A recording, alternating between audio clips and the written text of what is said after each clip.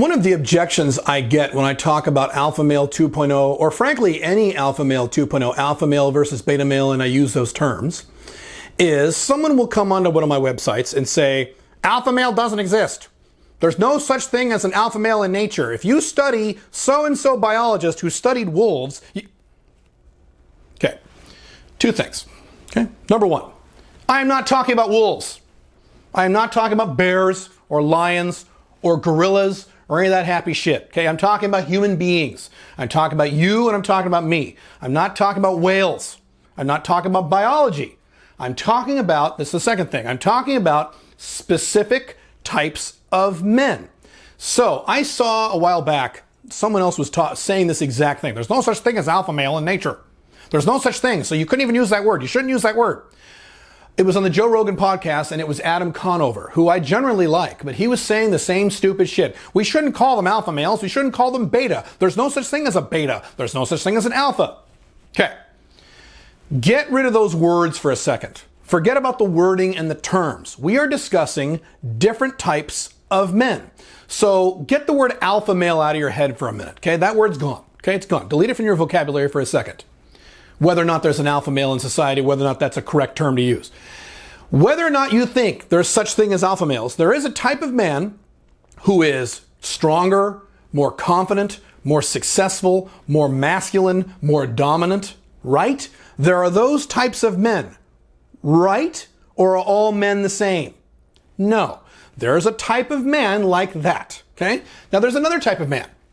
There's another type of man, forget the terms, okay, there's a type of guy who is maybe smaller, not necessarily small. I won't even talk about physical size.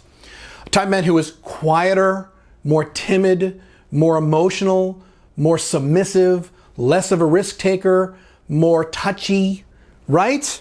Not a badass, not a leader, kind of quiet, kind of, right? There's that type of man also, right? So there's this type of man and there's that type of man. You can't deny there are those types of men.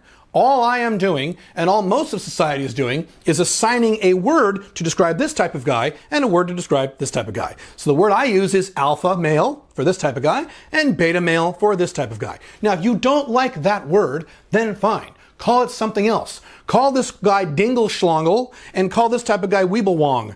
I don't give a fuck what words you use. It doesn't change the fact there are types of men.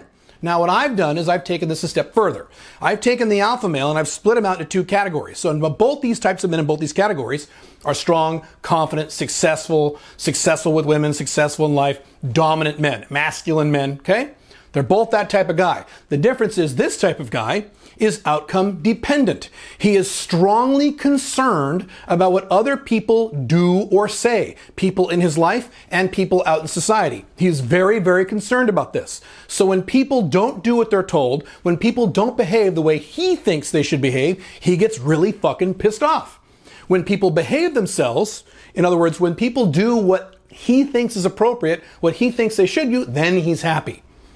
There's another type of guy, same strong, confident guy, masculine, tough guy, okay, same type of guy, but he doesn't give a fuck about what other people do. He's outcome independent. He doesn't care what people do. He doesn't care what people say. He's too busy working on his mission and his life and having sex and traveling the world and living a great life and doing all that fun stuff to give a fuck about what other people do. He doesn't care. Okay, so I have called this type of guy alpha male 2.0 and this type of guy alpha male 1.0.